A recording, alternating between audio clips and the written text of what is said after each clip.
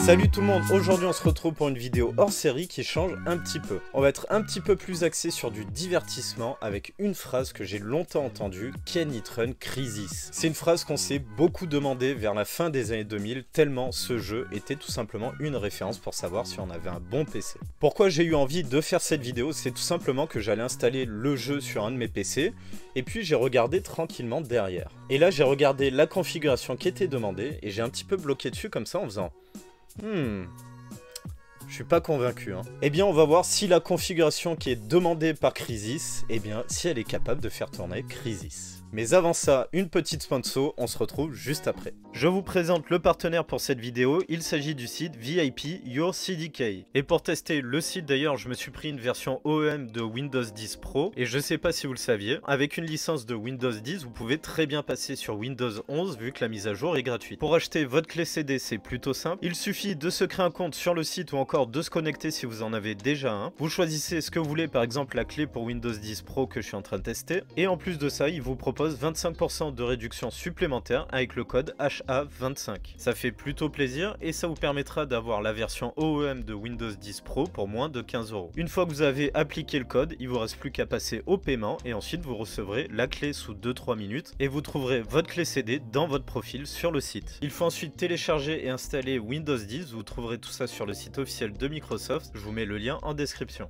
Une fois que vous êtes dans votre Windows, si vous voulez l'activer, c'est tout simple, il vous suffit d'aller dans le panneau de configuration. Ensuite, vous cliquez sur l'icône Système et vous aurez cette fenêtre qui s'ouvre. Il ne vous reste plus qu'à cliquer sur la mise à niveau de votre édition de Windows. Ensuite, vous cliquez sur Modifier la clé de produit, vous aurez cette fenêtre qui s'ouvre et il ne vous reste plus qu'à rentrer votre clé CD. Une fois que c'est fait, vous validez et c'est terminé, votre Windows est activé.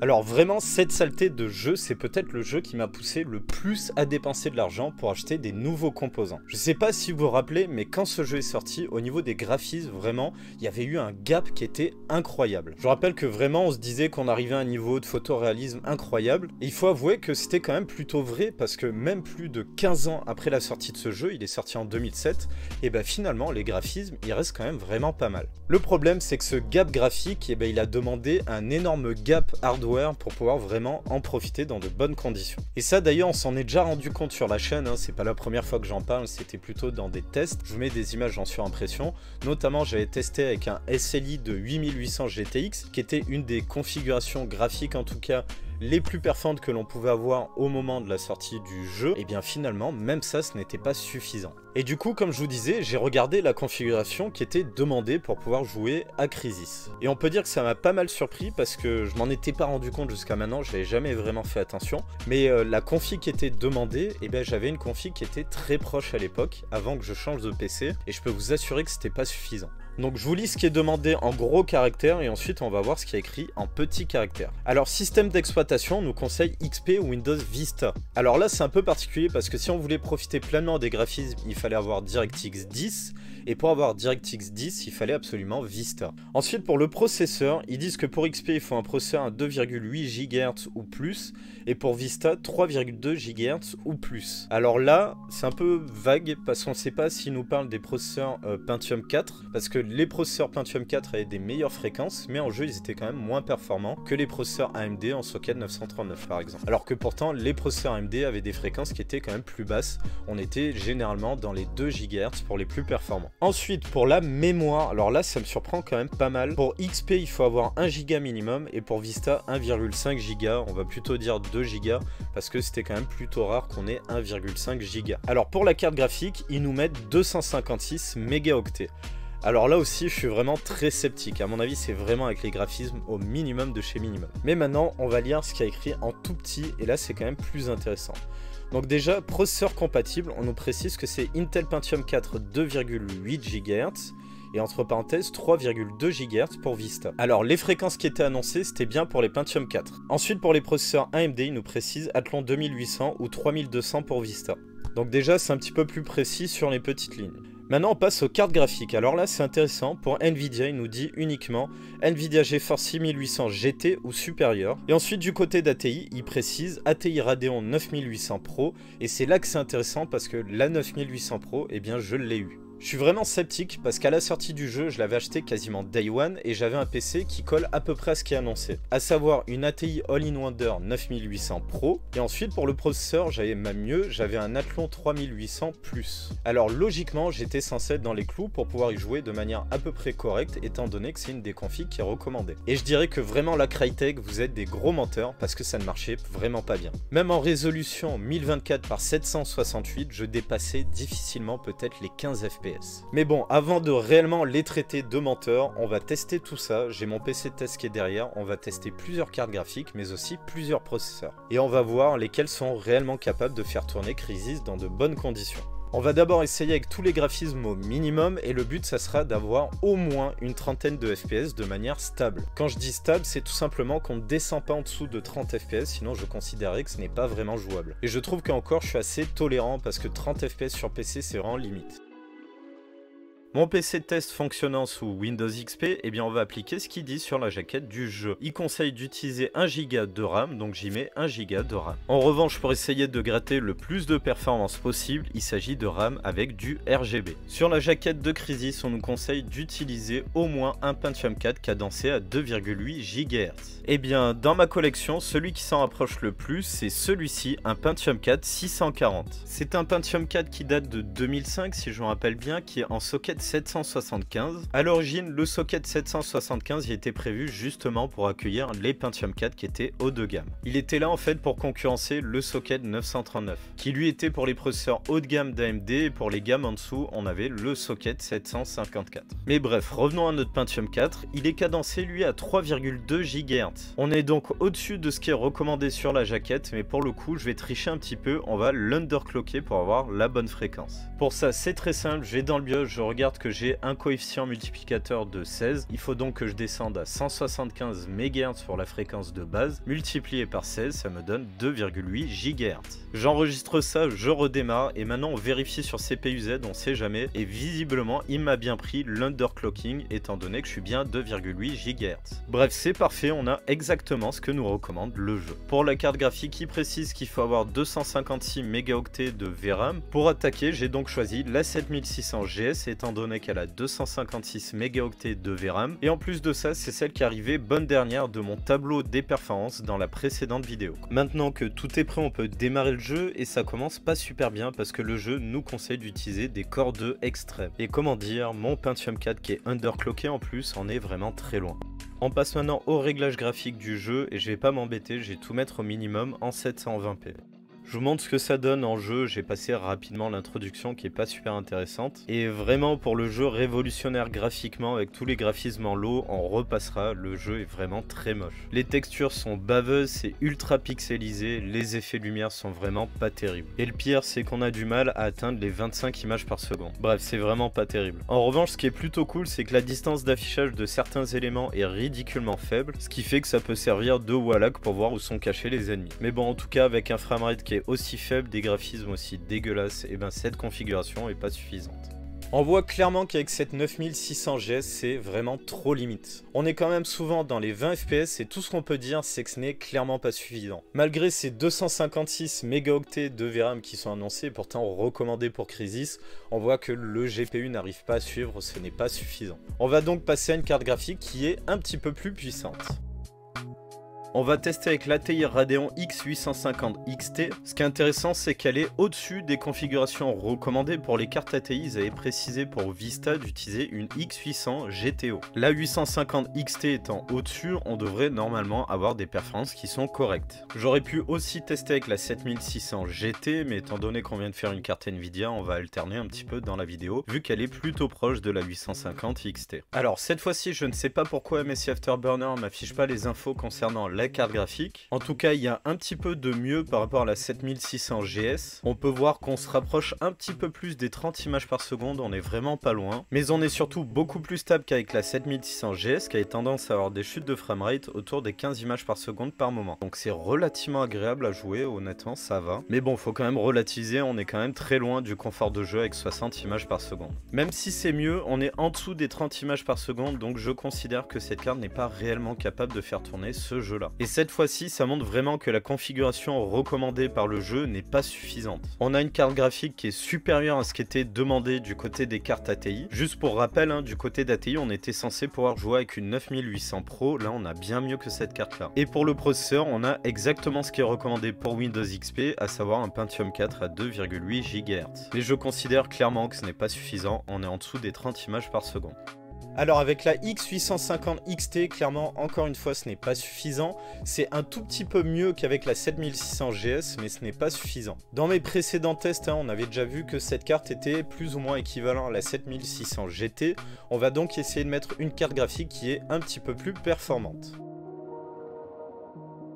La carte en question, il s'agit de la 7800 GTX. Si on se réfère à mon tableau, on devrait avoir quand même un gap de performance qui est plutôt intéressant. Et surtout, on est clairement au-dessus des recommandations qui sont sur la jaquette du jeu, pour ce qui est du GPU en tout cas. Cette fois-ci, je retrouve toutes les informations venant de MSI Afterburner, mais par contre, il y a vraiment un problème. C'est la carte qui me donne le moins bon framerate pour le moment. Je pense vraiment qu'il y a un souci ou avec les pilotes, ou tout simplement directement avec la carte. Et je remarque surtout que maintenant que j'ai les informations sur l'utilisation du GPU, on voit qu'il est plutôt sous-exploité. Donc je pense qu'on doit commencer à avoir du bottleneck processeur, mais vu que je pense que j'ai un problème aussi avec les pilotes ou la carte, je vais pas encore changer de processeur, on va dire que cette fois-ci c'est un coup à blanc. Vraiment avec la 7800 GTX on a des résultats qui sont pas terribles, c'est plutôt bizarre d'ailleurs parce qu'on fait même moins bien qu'avec les autres cartes. C'est peut-être du bottleneck processeur mais ça m'étonnerait parce que quand même on avait beaucoup moins d'images par seconde que dans les autres tests.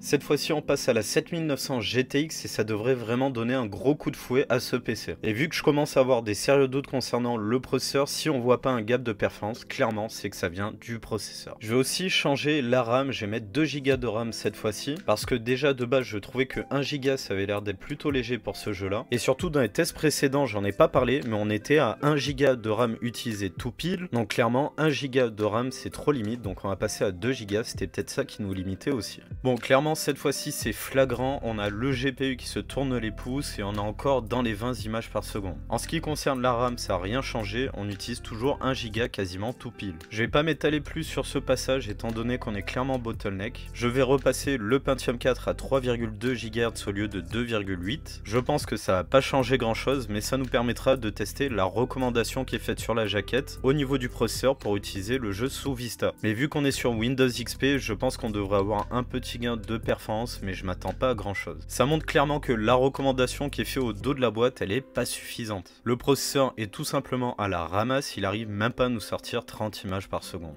Vous le voyez, on est de retour dans le jeu, MSI Afterburner me confirme qu'on est bien à 3,2 GHz, et tout ce qu'on peut dire c'est que ça n'a absolument rien changé. Il faudra vraiment m'expliquer comment ils ont déterminé qu'un Pentium 4 à 2,8 ou même 3,2 GHz était suffisant. Et bien cette fois-ci, clairement, il faut changer de processeur. Et je vais y mettre un processeur Pentium D. Alors pour ceux qui ne connaissent pas les Pentium D, il s'agit tout simplement des premiers dual-core grand public commercialisés par Intel. En réalité, ils ne sont pas vraiment emmerdés avec ces processeurs-là, ils ont fait un petit peu comme ça. Fusion!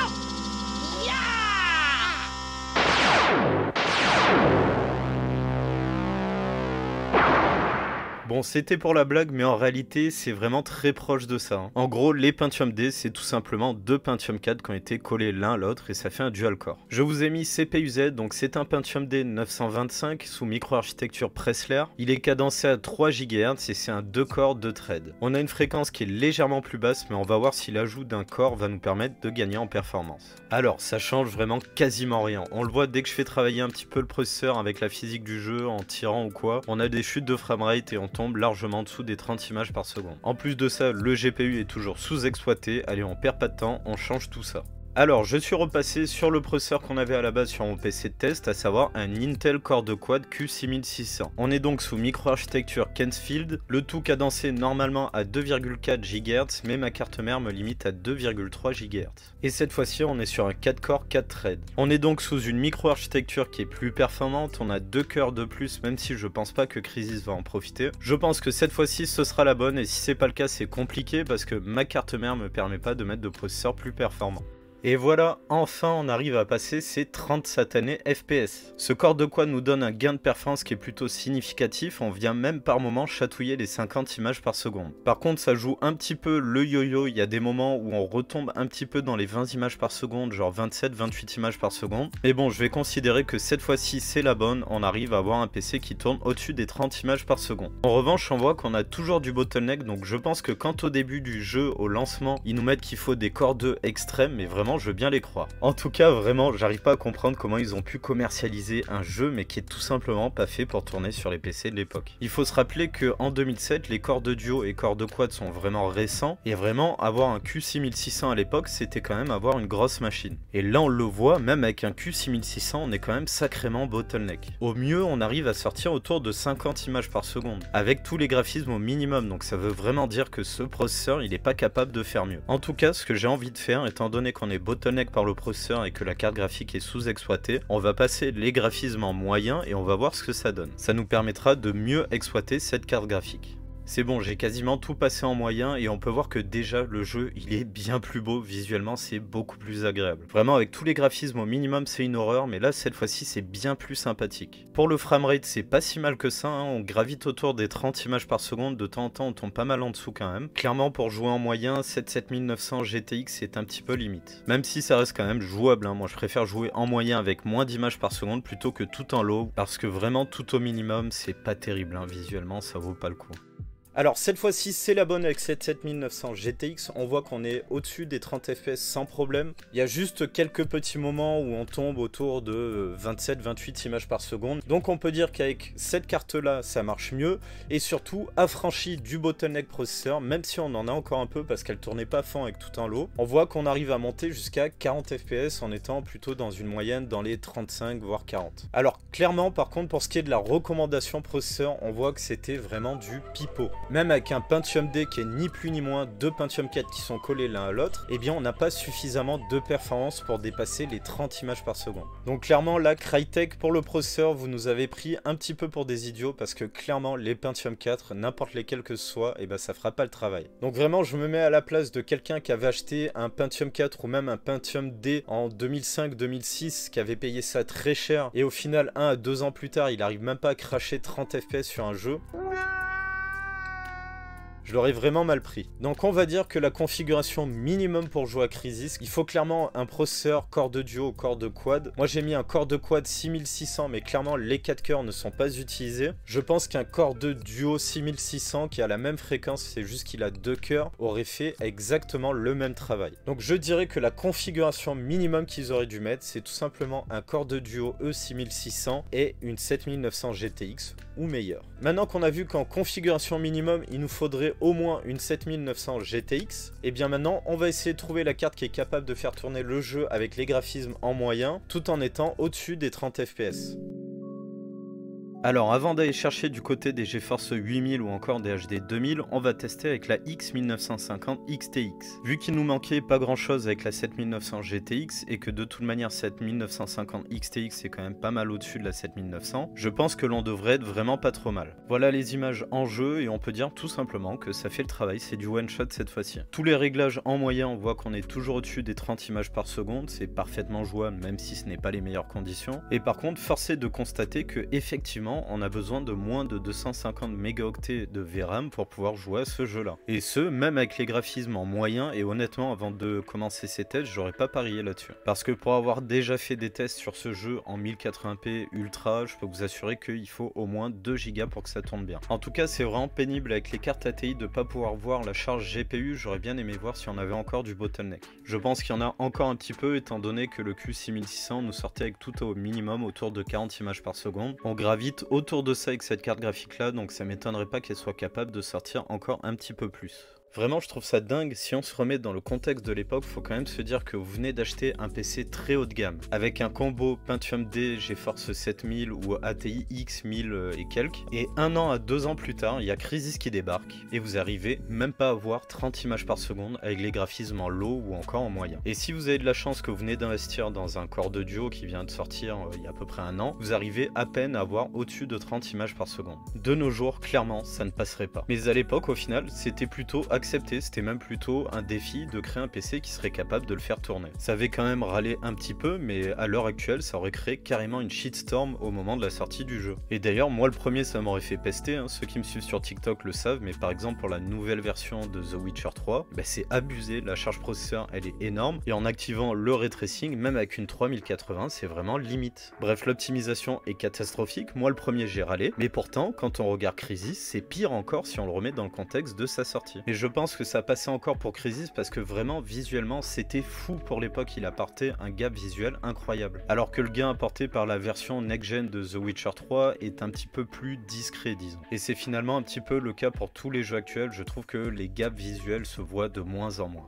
Eh bien on peut dire que cette carte ATI Radeon X1950 XTX, eh bien elle en a plutôt dans le ventre. Donc cette fois-ci pour la configuration que je dirais recommandée, eh bien c'est du one shot, cette carte là fait largement le travail. Donc pour le processeur on garde le même, de toute manière on a vu qu'il nous donnait à peu près 40 à 50 fps maximum, mais que en général en moyenne on était plutôt à 35-40 images par seconde avec le Q6600. Pour les graphismes moyens, la 7900 était un peu limite, donc ça serait la configuration minimum requise. Et par contre, de ce côté-là, avec les graphismes en moyen, c'est largement jouable, on est toujours au-dessus des 30 images par seconde. Donc je dirais que la X1950 XT, c'est la carte que je recommanderais pour pouvoir jouer en moyen. Et je précise, c'est en ayant 30 images par seconde. Donc même si c'est la configuration que je qualifierais de recommandée, c'est quand même pas foufou, hein. On n'est pas sur les meilleures conditions de jeu. Mais ce que je trouve vraiment dingue, c'est que sur ce jeu-là, si on voulait pouvoir y jouer en 1080p ultra avec 60 fps, eh bien il a fallu attendre vraiment longtemps. J'ai testé avec un Crossfire de HD 5870, le tout couplé à un i7 960, et bien là encore ce n'était pas suffisant pour réellement faire tourner ce jeu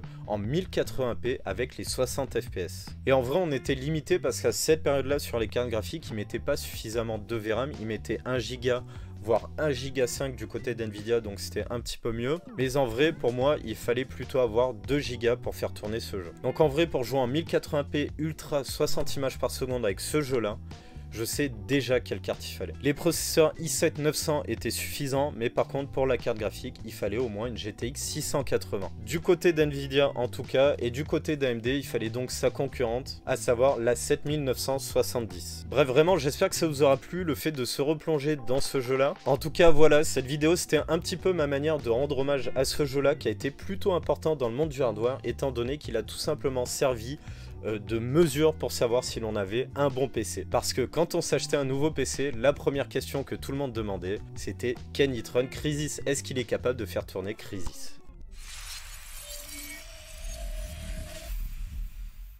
On arrive donc à la fin de la vidéo, j'espère qu'elle vous aura plu. En tout cas, si c'est le cas, n'oubliez pas de mettre le pouce en l'air ou de vous abonner si vous ne l'avez pas déjà fait. En description, vous trouverez aussi le lien Linktree qui vous enverra que ce soit vers ma boîte mail pour participer au PC Rétro des abonnés, ou tout simplement si vous avez envie de rejoindre le Discord ou de voir les réseaux sociaux qui sont disponibles autour de la chaîne. Allez, on arrive à la fin. En attendant, prenez soin de vous et on se retrouve dans la prochaine vidéo.